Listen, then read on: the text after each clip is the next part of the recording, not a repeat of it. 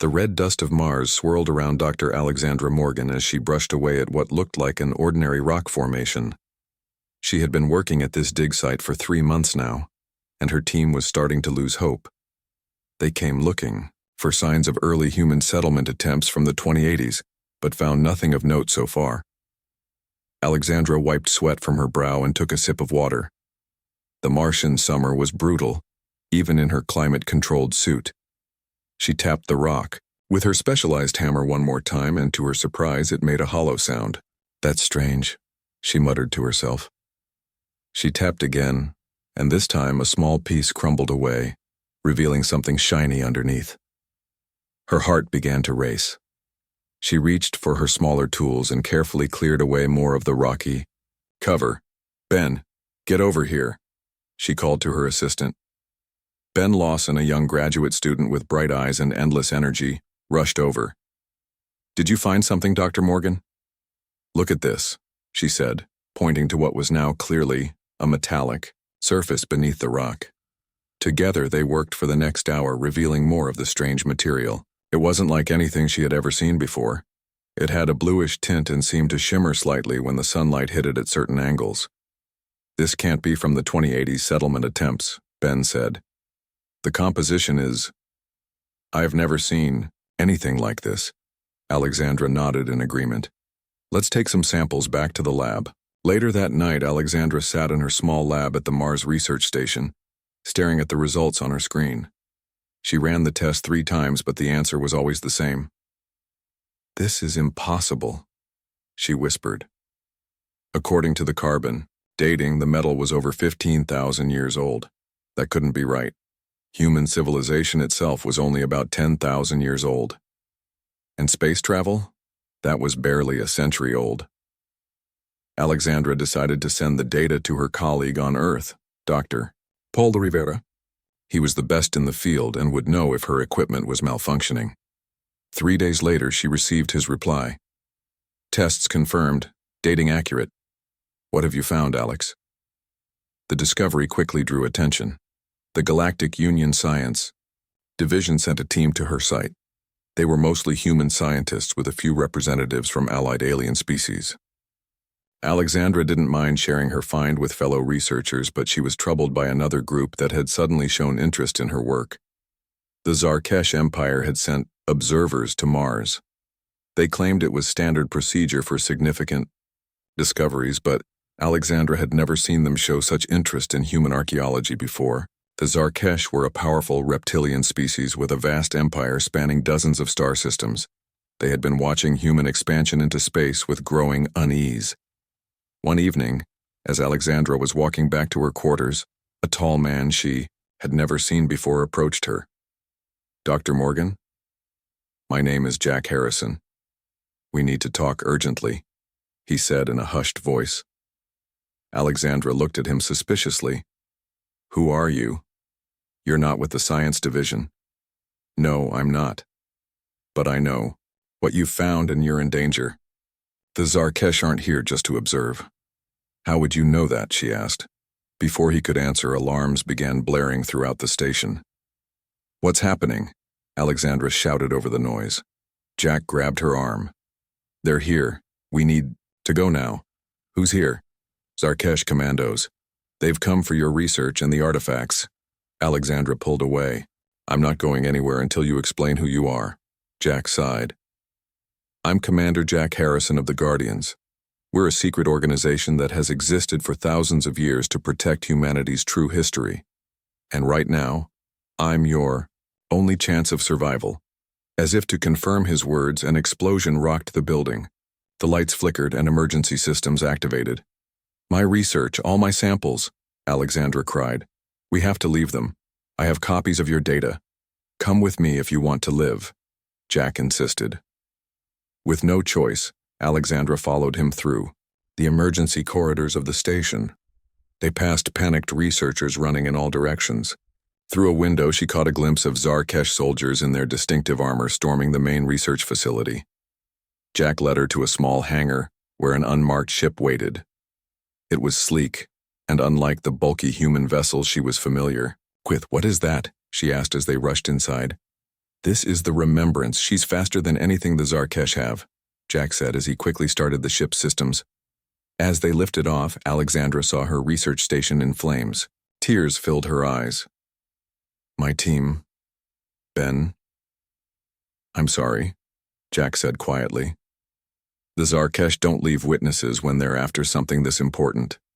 Once they were safely away from Mars and on a course toward the outer solar system, Jack explained more. The metal you found isn't just old, Dr. Morgan, it's part of something much bigger.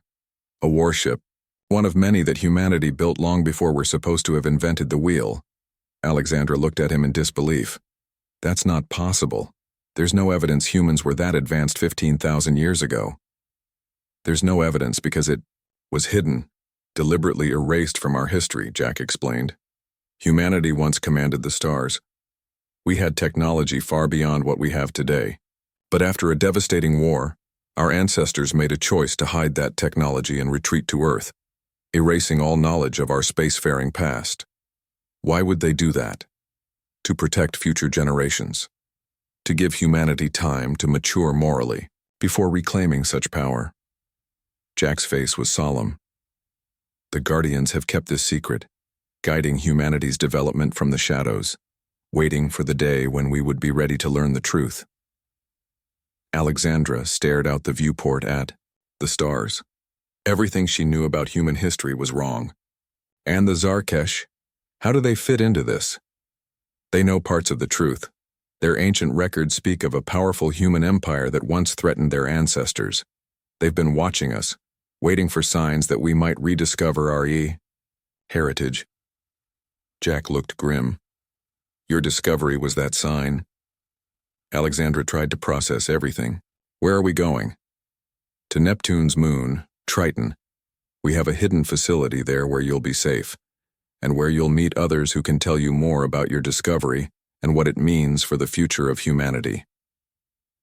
As the Remembrance accelerated toward the outer solar system, Alexandra watched Mars shrink to a red dot behind them.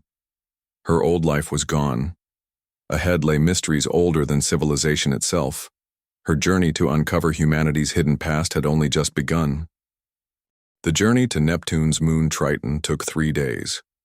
Alexandra spent most of that time looking through the data Jack had saved from her research. The ship they traveled in, the Remembrance, was unlike any vessel she had ever been on. It moved, with hardly any vibration, and the stars outside seemed to blur when they reached top speed. This ship isn't modern human technology, is it? Alexandra asked Jack on the 3rd day. Jack shook his head. Not entirely. The Remembrance has systems based on the technology we've recovered and reversed engineered from artifacts like the ones you found. Alexandra walked around the small bridge of the ship. If what you're saying is true, why hasn't anyone else found evidence of this ancient human civilization? They have, Jack replied. But most findings are either collected by us before they become public, or they're dismissed as alien artifacts by mainstream archaeologists. Human history is so firmly established in people's minds that evidence to the contrary is usually ignored. As they approached Neptune, its blue glow filled the viewport. Triton came into view, a gray moon with strange dark streaks across its surface. I don't see any facility, Alexandra noted. You're not supposed to, Jack said with a slight smile. The Remembrance descended toward what looked like an ordinary crater. As they got closer, part of the crater floor seemed to shimmer and then disappear, revealing a hangar bay beneath. Jack guided the ship inside, and the crater floor reappeared above them. Holographic technology, Alexandra whispered in awe. Inside, the hangar were several ships similar to the Remembrance, along with other vehicles and equipment she didn't recognize. People in uniforms moved about with purpose. Jack led Alexandra from the ship and through a series of corridors carved directly into the moon's interior. The walls were smooth and seemed to glow with a soft light that had no visible source. How long has this place been here? Alexandra asked. This particular facility was established about 200 years ago, Jack explained. But the Guardians have had bases throughout the solar system for thousands of years, moving and updating them as needed. They entered a large circular room, filled with screens and holographic displays. Star maps and data streams filled the air. In the center stood a woman with silver-streaked hair pulled back in a tight bun. She wore a uniform similar to Jack's but with more insignia. "Dr. Morgan, this is Admiral Elaine Wright," Jack introduced. "She leads the Guardians." Admiral Wright stepped forward and extended her hand. "Dr. Morgan, your discovery has accelerated our timetable considerably." Alexandra shook her hand. "I still don't fully understand what's happening. Jack says humanity had space travel 15,000 years ago." "Please sit." Admiral Wright gestured to a table on one side of the room. As they sat, she continued, "The truth is more complex than that. Humanity didn't just have space travel, we dominated the stars. For thousands of years, human colonies and outposts existed across this galaxy. A holographic display appeared above the table, showing star systems with markers indicating ancient human presence. Many of these locations are now occupied by alien civilizations who have no idea they're living atop ancient human installations," Wright explained. "The Zarkesh themselves built their first major colony on the ruins of what was once humanity's largest off-Earth population center." Alexandra tried to process this information. But why did it all end? Why go back to Earth and forget everything? Admiral Wright's face darkened. "War. A terrible, devastating war against an enemy we now call the Voidmakers. They nearly wiped us out completely. The survivors made the difficult decision to retreat to Earth, hide their technology, and allow humanity to start over." "But they left Guardians," Alexandra guessed. "Yes. A small group was tasked with preserving knowledge of our true past while guiding civilization's redevelopment. They would ensure that when humanity reached for the stars again, we would be better prepared for what awaits us out there." Jack brought up another display. "This is why the Zarkesh attacked your research station, Dr. Morgan. Your discovery could lead to this." The image showed what appeared to be massive ships hidden in various locations throughout the solar system. 7. Warships, Admiral Wright said. "The last and most powerful vessels of the ancient human fleet hidden and mothballed, waiting to be reactivated if needed.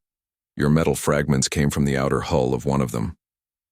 Alexandra stared at the images. "And the Zarkesh know about these ships? They have myths and legends about human warships that could destroy entire fleets.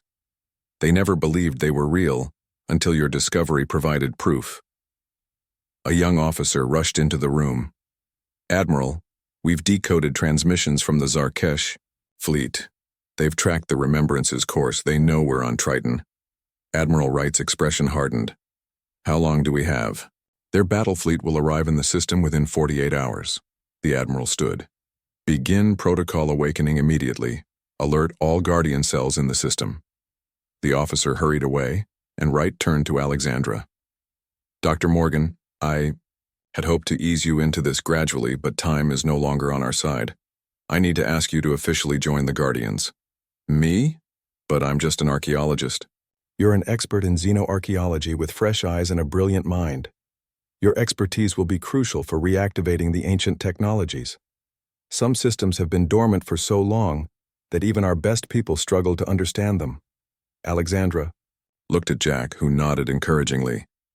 "What exactly is protocol awakening?" she asked. "The recommissioning of the first hidden warship," Wright answered.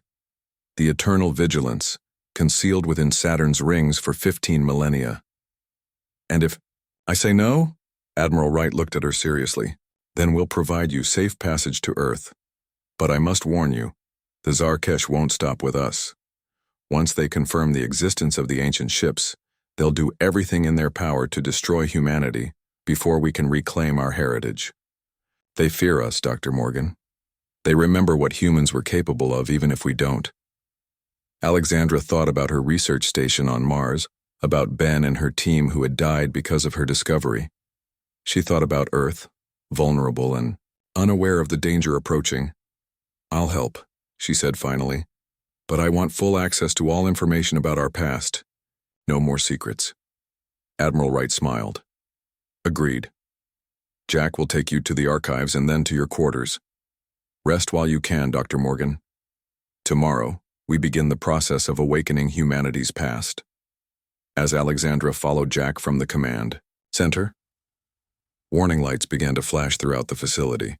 Guardians moved with new urgency, preparing for what was to come. The clock was ticking. Somewhere out in space, a Zarkesh fleet was heading toward them, determined to erase humanity's second chance at the stars. And hidden within Saturn's magnificent rings, an ancient warship waited to be called back to life. Alexandra woke to the sound of alarms. For a moment, she didn't remember where she was. Then it all came rushing back. Mars, the attack, the Guardians, and the hidden facility on Triton. She quickly put on the uniform that had been left for her and hurried to the command center. There she found Admiral Wright and Jack standing before a large holographic display showing the solar system. Red dots were moving toward Neptune. The Zarkesh arrived much sooner than we expected, Admiral Wright said when she noticed Alexandra. They must have used some kind of advanced jump drive. What happens now? Alexandra asked. We've sent a message asking to talk, Jack explained. They've agreed to a video call. The holographic display changed to show the face of a Zarkesh. His skin was greenish with scales that shimmered in the light. His eyes were yellow with black slits. I am Emperor Vextar of the Zarkesh Empire, he said in a deep voice. To whom am I speaking? Admiral Elaine Wright of Earth's Defense Forces, Wright replied, using a title that Alexandra had not heard before. The Emperor's eyes narrowed. Let us not play games, Admiral. We know who the Guardians are. We know what you protect. Our histories tell of the human warships that once threatened our ancestor worlds. Those are ancient stories, Wright said. What matters now is the present. Why have you attacked a human research station and invaded our solar system? Because you are on the verge of reclaiming what should remain forgotten, Vextar hissed. Our demands are simple. Surrender all ancient human technologies in your possession and provide the locations of the warships. If you do this, we will leave your homeworld in peace. Admiral Wright's face remained calm. And if we refuse? Then we will ensure humanity never becomes a threat to galactic peace again. The call ended abruptly. The room was silent for a long moment. They're going to attack Earth, Alexandra said. Admiral Wright nodded. Yes. And our conventional fleet cannot stand against them. Jack, what's the status of the Eternal Vigilance? Jack checked a data pad. The awakening team reports the ship's systems are coming online, but slowly. It's been dormant for so long that the AI is taking time to reboot properly. They need at least 12 more hours. We don't have 12 hours, Wright said grimly. The Zarkesh fleet will reach Earth in 6. They watched helplessly as the red dots representing the Zarkesh ships changed course and headed toward Earth. The few human defense ships in orbit were no match for the alien fleet. News reports began coming in.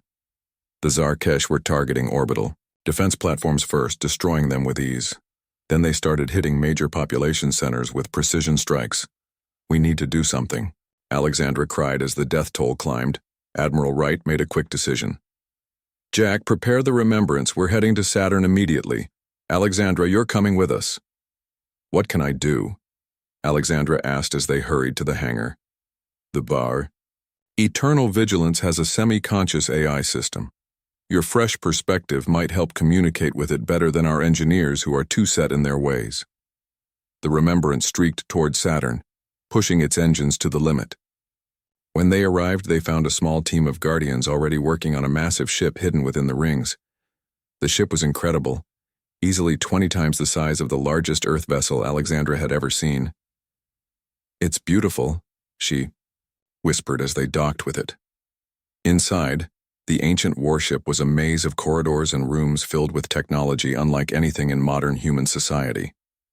The awakening team was gathered in what appeared to be the bridge, working frantically on control panels. Status report, Admiral Wright demanded as they entered. The ship's AI is online but unresponsive, a technician said. It's called ARIA, Ancient, Recursive Intelligence Algorithm. It seems to be running security protocols because it doesn't recognize any of us as authorized crew. Alexandra approached the main console. Unlike the others, she didn't try to type commands or override systems. Instead, she simply spoke. Arya, my name is Dr. Alexandra Morgan. I found a piece of your hull on Mars. That's why I'm here. We need your help. To everyone's surprise, a holographic figure appeared. A woman in ancient-looking armor. Identity confirmed as human. Authorization protocol initiated, the AI said. State nature of emergency. Alexandra explained quickly about the Zarkesh attack on Earth. As she spoke, more systems throughout the ship came to life. Zarkesh aggression against humans authorized defensive response, Arya stated. Awakening combat systems. The ship hummed with power. Jack looked at the readings in awe. The weapons are coming online. Energy shields at full capacity. This ship is more powerful than the entire Earth defense fleet combined. But they were still too far from Earth. The Zarkesh had already begun their assault. Billions would die before they could reach home. Arya, Alexandra asked desperately, is there any way to get to Earth faster? Fold space drive operational, the AI replied, but advised against use by untrained crew. We have no choice, Admiral Wright said. Arya, initiate fold space drive to Earth orbit immediately. The ship shuddered. Outside the viewports, space itself seemed to bend and twist. Then suddenly they were no longer among Saturn's rings but orbiting Earth, face to face with the Zarkesh fleet. The alien ships immediately turned their weapons on the Eternal Vigilance. Their first volley hit the ancient warship directly, but nothing happened. No damage, not even a flicker in the power systems.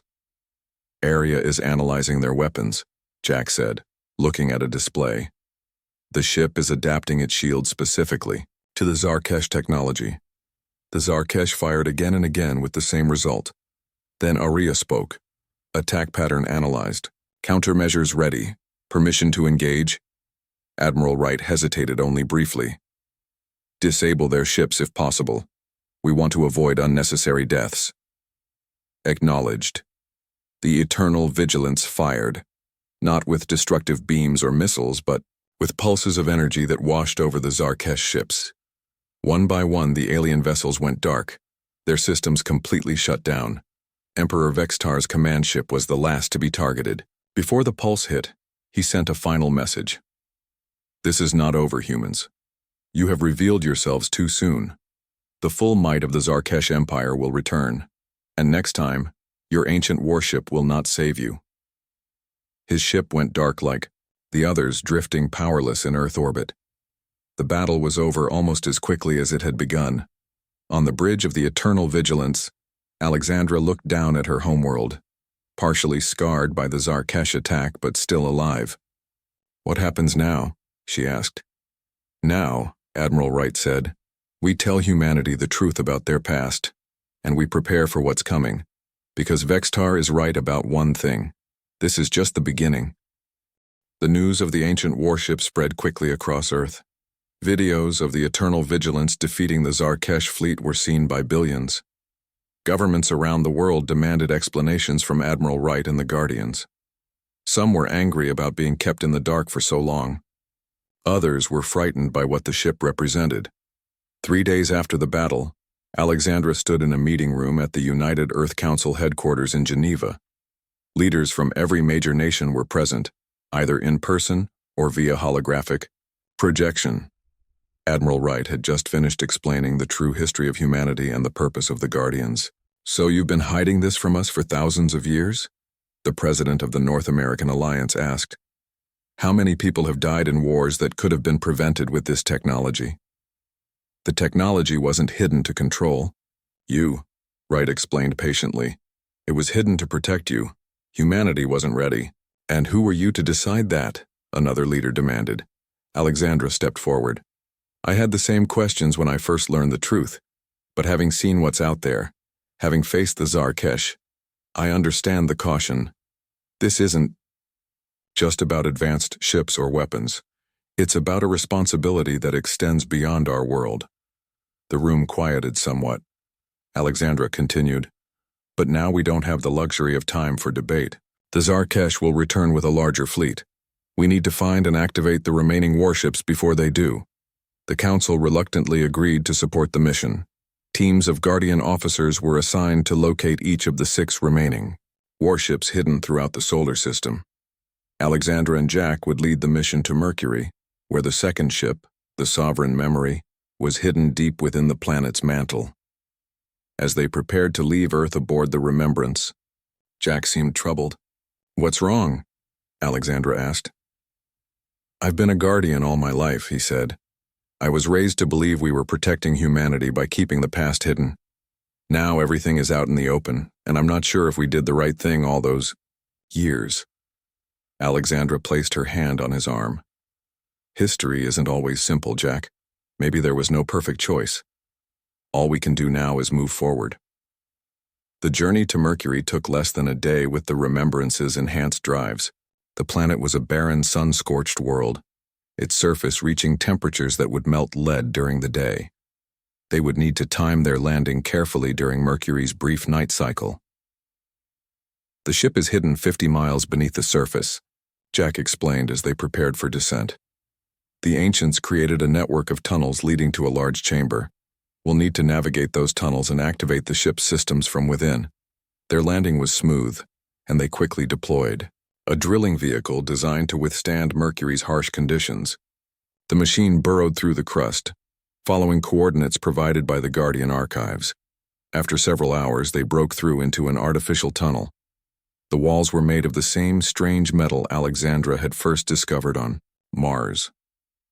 They continued in the small transport vehicle until they reached a massive chamber, and there it was, the Sovereign Memory.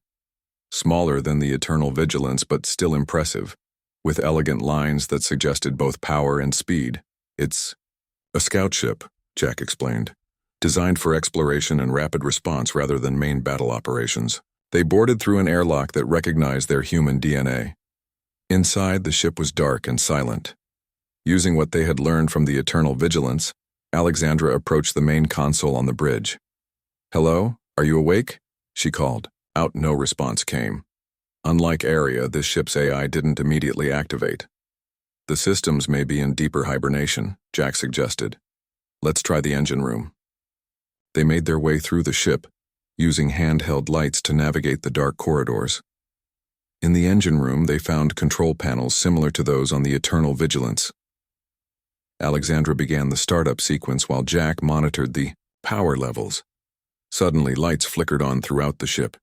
Displays activated, showing text in an ancient human language. "It's working," Alexandra said excitedly. Then she noticed something on one of the screens, a log entry that had been automatically translated.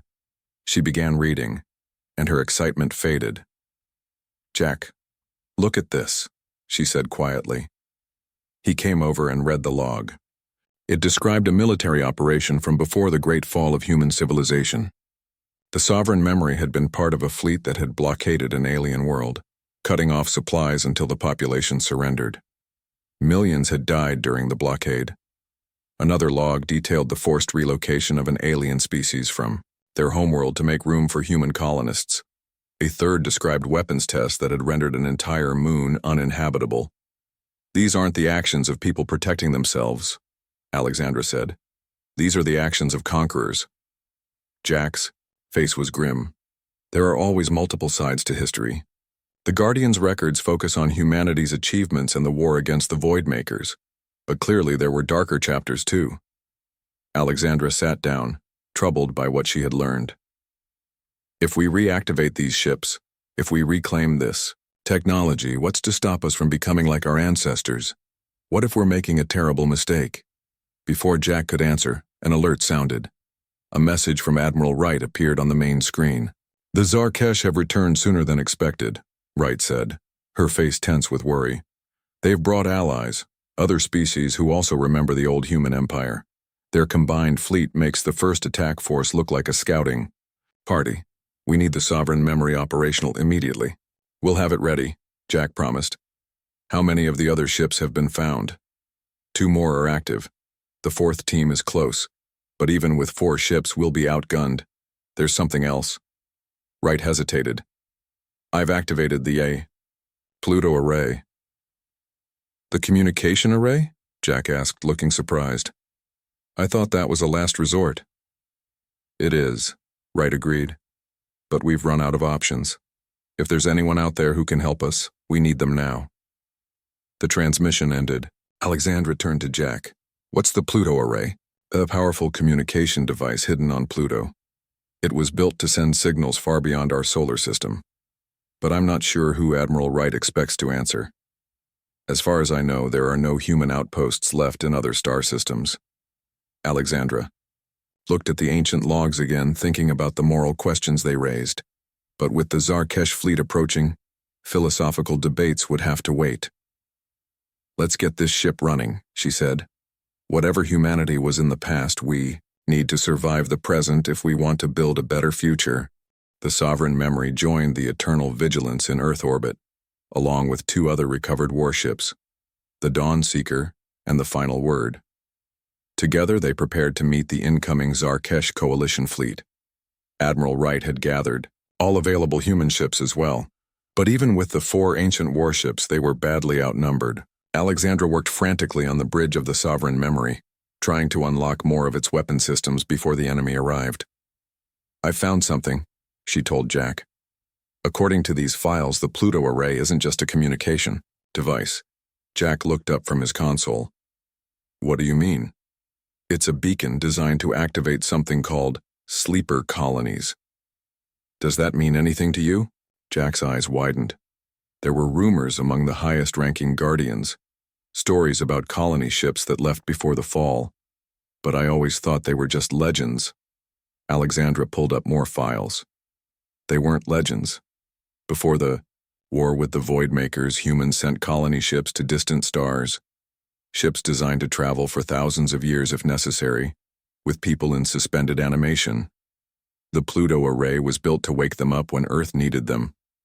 But after so long, Jack said, would anyone still be out there? Would they even remember Earth? Before Alexandra could answer, alarms sounded throughout the ship. The enemy fleet had arrived. On the main viewer, they could see hundreds of ships dropping out of faster-than-light travel. The Zarkesh vessels were at the center, surrounded by ships of at least 5 other alien species. All ships. Battle positions. Admiral Wright's voice came over the comm. Earth evacuation continues. Buy them as much time as you can. The 4 ancient warships moved forward to meet the enemy fleet, with Earth's modern ships behind them as support. Alexandra felt a strange calm. Whatever happened next would decide the fate of humanity. The battle began with a massive volley from the alien coalition. Energy beams and missiles streaked toward the human ships. The ancient warships' shields held, but some of the modern Earth vessels weren't so lucky. The Eternal Vigilance fired back, its advanced weapons disabling several enemy ships. The Sovereign Memory followed, using its faster speed to dart between larger enemy vessels and hit their weak points. The Dawn Seeker and Final Word joined the attack, each using unique weapon systems that confused and disrupted the enemy formation. But there were too many. For every coalition ship they disabled, 3 more took its place. Slowly, the human forces were pushed back toward Earth. We can't hold them, Jack said, checking the battle displays. Even with the ancient ships, we're losing. Alexandra stared at the tactical display, watching as more and more red dots representing enemy ships filled the screen. Then she noticed something strange at the edge of the solar system. Jack, look at this, she said. There's energy readings near Pluto, massive ones. Before he could respond, space itself seemed to ripple and tear. Huge circular portals opened throughout the solar system, glowing with blue-white energy. Wormholes, Jack whispered in awe. Ships began emerging from the wormholes, hundreds of them. They were clearly of human design, but with variations unlike anything Alexandra had seen before.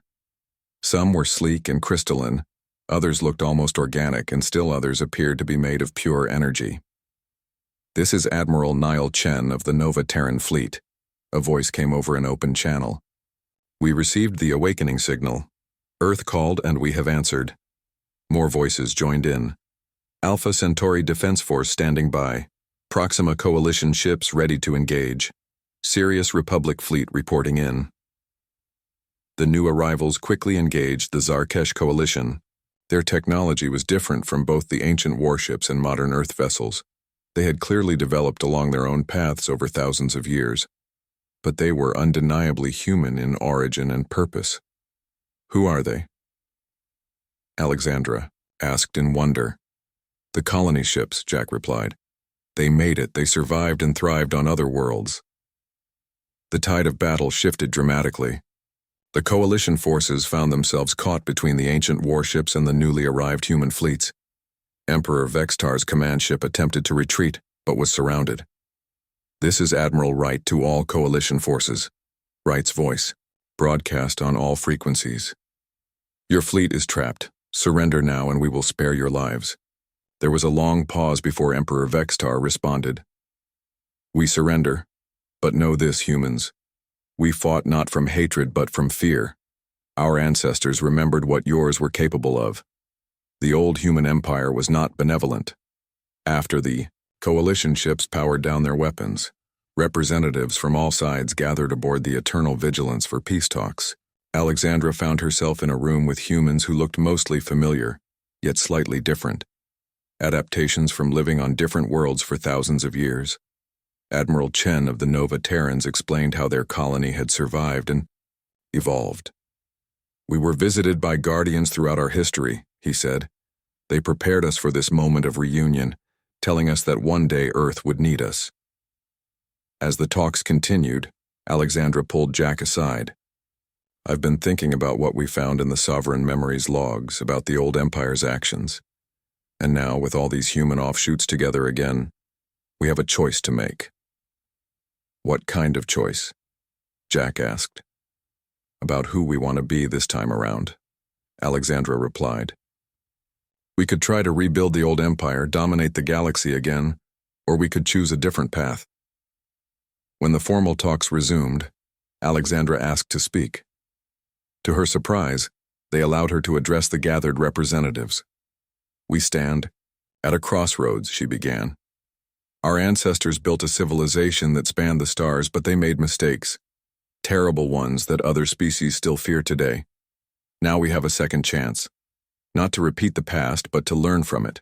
I propose the formation of the Stellar Concordat, an alliance of equals between all human offshoots and any alien civilizations willing to join us. Not built on domination, but on cooperation. Not seeking to conquer, but to explore and protect. There was murmuring among the representatives. Some seemed skeptical, others intrigued. And what of the warships? Emperor Vextar asked. Weapons of such power cannot be controlled by one group alone. They won't be, Alexandra said. They'll be under joint command with safeguards to prevent misuse. The ships were built to defend, not to conquer. Let's return them to that purpose. Gradually, agreement spread through the chamber. The Stellar Concordat would become reality, beginning with those present. Later, Alexandra and Jack stood in the newly established headquarters on Mars, watching as construction began on what would become the capital of the Concordat. The site was not far from where Alexandra had first discovered the fragment of ancient hull that started everything. Do you think it will work? Jack asked. Humans and aliens working together after so much history? Alexandra looked out at the activity below, where humans from Earth worked alongside their cousins from distant stars and former enemies from the Coalition. I think we have to try, she said. Our ancestors reached for the stars twice before. Once as conquerors and once as refugees. This time, let's reach out with open hands instead of closed fists. As the sun set over the Martian landscape, the ancient warships orbited silently above, no longer hidden, no longer weapons of war, but guardians of a new beginning for all.